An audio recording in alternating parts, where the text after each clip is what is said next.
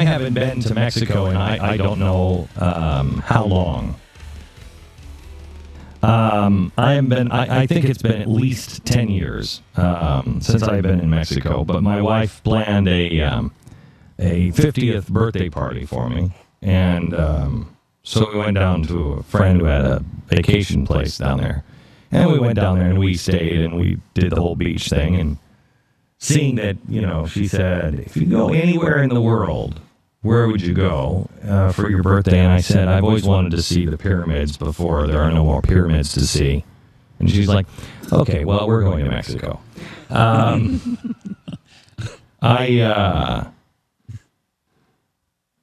It was an eye-opening experience. Mexico's changed. Was down to Puerto Vallarta, which the situation there is nothing short of tragic. It is really, truly amazing, the abject poverty. It is mind-boggling.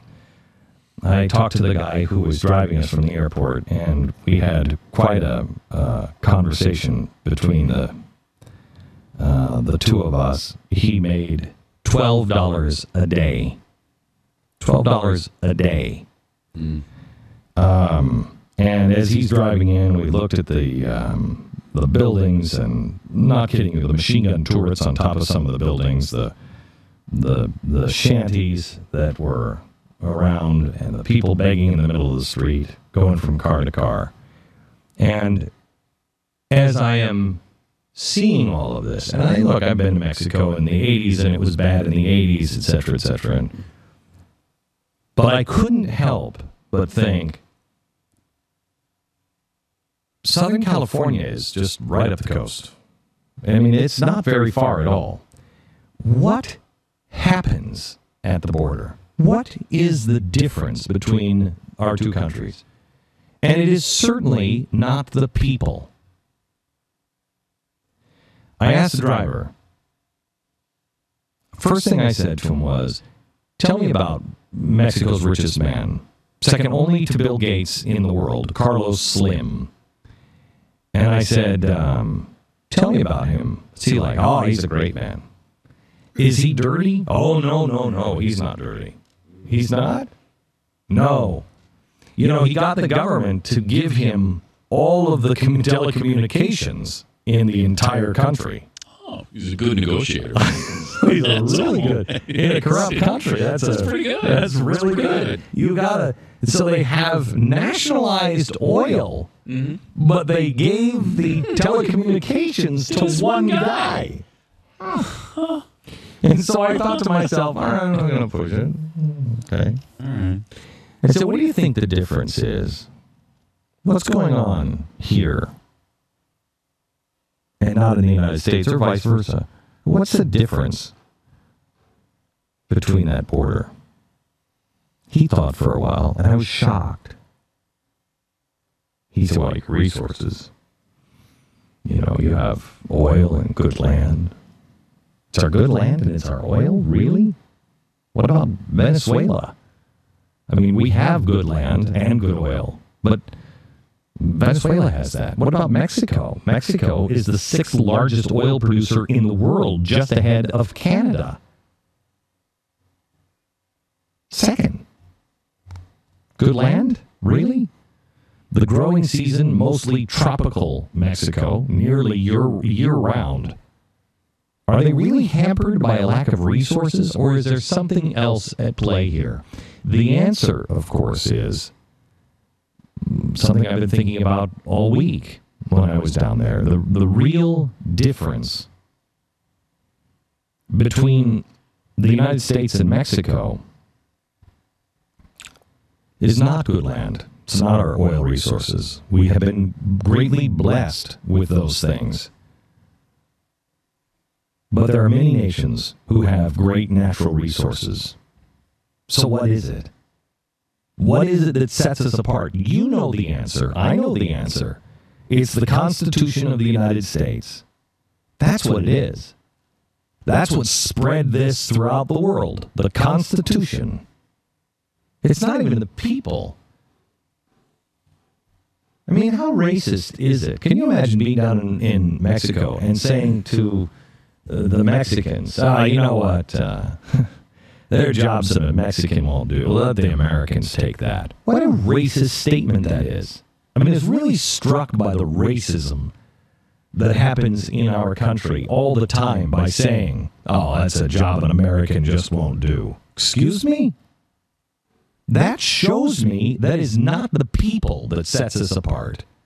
It is the document that provided the freedom, the document that provides all of these things, the opportunity for innovation to take root, for a nation to rise above all of the rest and become the greatest nation the world has ever known. One where no one else has ever had this, where people clamor to get there. They will go through the water, they will drop from the air, they will swim across if they have to. They will go the scorching deserts. Any way they can get in, they will. The Mexican people don't look north and say, we need freedom like their Constitution guarantees. We need individual rights and responsibilities. If they did that, they would be at the beginning of cleaning up the corruption and the economic mess that has been made by their government. They would prosper.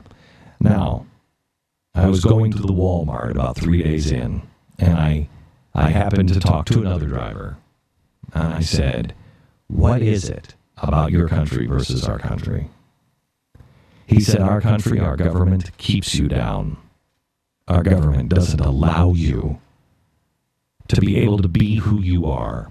He said this to me as we were driving by a vegetable stand that the government owns and forces all of the farmers to sell all of their vegetables at this particular government-owned vegetable stand. They don't allow you to be who you are. Now, it's pretty pathetic that most people down in Mexico don't say it's your Constitution.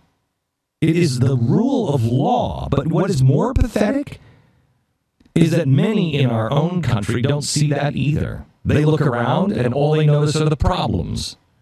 Rather than lending a helping hand to a struggling neighbor themselves, they insist that they just want to change the system. Rather than encouraging people to continue in our tradition of creativity and entrepreneurship, they want guaranteed equal outcomes for all. Rather than turning a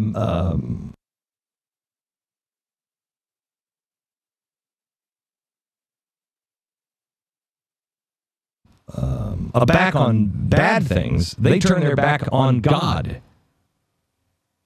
How about turning back to God, as our nation did in the beginning? Instead, we turn full face right into cronyism and corruption. That's what they have in Mexico. They have that with a 200-year start, but believe me, we can catch up quickly. It's what the progressives preach about relentlessly. Everyone in Mexico experiences income inequality, yet they're a socialized country. And everybody seems to be doing equally bad, except for those few, the tiniest fraction of elitists like Carlos Slim, who is totally clean, along with the government officials. The same can be said for the Soviet Union before it collapsed, China before their capitalist hybrid, North Korea, Cuba, and every other socialist equality-preaching nation. Socialists in America today always point to Finland and Sweden, or Norway. Well, that's where socialism is working, right? Is it? Is it really? Do they have the freedom that we enjoy? Do they have the lifestyle that we enjoy? In Norway, for example, the average monthly income is just over $7,000. Well, that's fantastic. Yes, until you look at their taxes. Their take-home pay is just over $3,300. $7,000, their take-home pay is $3,300. So the average Norwegian pays 53% in income tax. But wait, there's more. Norwegians also have the privilege of routinely paying between $9 and $10 a gallon for gas. Oh, and there's a 14% VAT tax on food. Cars are nearly unobtainably expensive, so at least that makes the gas tax a little less relevant. Housing is so ridiculously expensive, and so is entertainment. But, I mean, really, who cares? I mean, they're spreading the wealth out, right? I mean, everybody. I mean, somebody has to pay for all of the service that Norway offers. And it is those services paid for on the backs of every Norwegian that the UN Development Program loves so much that they continually list Norway as the number one place in the world to live. Oh. But they're skimming 70 to 80% of my income to pay for others who don't work or are immigrants who are just coming for the free services. When I went over these stats with my kids yesterday as we were getting ready to leave Mexico, we were at the breakfast table, and I told them a little bit about Norway. And my son-in-law said, "Why would anyone work? What's the incentive?" And I said, work is one thing, but why risk anything? Why risk?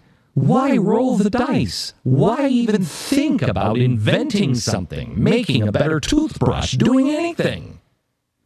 There is no substitute for the foundation laid by our founders. Yet, from inside our own borders, we hear a constant refrain of income inequality and collectivism, which is just another word for socialism. Income equality. Equal outcomes for all. Just another way to promote communism. And communism is just socialism on steroids. All Americans should fight against socialism and communism with all their might. It is soul-crushing. It is economy-busting. It is freedom-robbing. Socialistic, communistic ideology. Quite honestly, it is the greatest enemy to mankind. It is the greatest evil we face in the world today, and somebody has to start saying it. Because somehow or another in our own country it has been laundered. It has been whitewashed. It has been sugar-coated. Somehow Americans have forgotten the millions of lives lost to keep our freedom. So somebody could be a beacon to the rest of the world, so there would be a shore that someone would die to wash up on. Today's American progressives, who are no more or less than communists with patience, look it up. That's the progressive movement. Communists with patience. They can't allow the American people to know their true designs, what they really have in mind for our nation. If the American people ever came to understanding of where progressives really want to take us, they would see them as an enemy to the Constitution of the United States, which they are. All along the way they have been. And all the way along they demand that they are true patriots. They love the Constitution, just as long as you interpret it exactly the way they do. They want you to believe that they hate communism just like you do. And all they really want is for everybody to be equal. Meanwhile, Americans become more and more confused and clouded and socialist every day. They don't want you to be informed about what equal outcome guarantees. I saw it in Mexico. If that happens, they're in trouble if you start to see it. Progressives don't want you to know what their ideology is. Just another way to get communism, another form of socialism. Another form of fascism. After all, the Nazi Party, short for the National Socialist Party. I don't care if socialist is cool, so the Nazis were cool. But if they can keep you focused on what they can do for you with all of somebody else's tax dollars, they can keep you distracted from the truth that they're pursuing. And you think you're going to get the money, and meanwhile, it will be just another guy like a Carlos Slim that gets it. Your social programs, socialism. Has there ever been in world history a socialist or communist nation that provided more freedom than was provided by our founding fathers? When people stand up to progressives to let them know what they're doing is traveling down the road to socialism, which is traveling down the road to fascism or communism, they do their best to shut them up by accusing you of being a name caller. They're calling you names. A hater, a racist, a homophobe, a conspiracy nut. But it doesn't matter what they say, because what they're selling is poison to the Republic of the United States of America. Whatever it is that is driving these progressives doesn't matter. They might all have very good intentions. They might actually believe that they're right and we are wrong. The motive doesn't matter here. What matters is the rest of us that know the truth of good and evil. Are you going to save freedom from those who are intent on destroying it, whether on purpose or because they have been deceived? But we have to ask ourselves, what did God intend for this country? Should we even ask that question? What is it that He intended? How is it? How is it that our neighbor across the border can be in such darkness? Is it really just our resources? How can we get it back to what He intended? Maybe the only way to do that is to actually read what He says about it. And then whether you like it or not, do those things. And stand against those who are desperately trying to tear us down, either openly. Well, I was going to say in secret, but boy, they are standing right out in the open, telling you we'll fundamentally transform the United States of America, and we will become more like the rest of the world.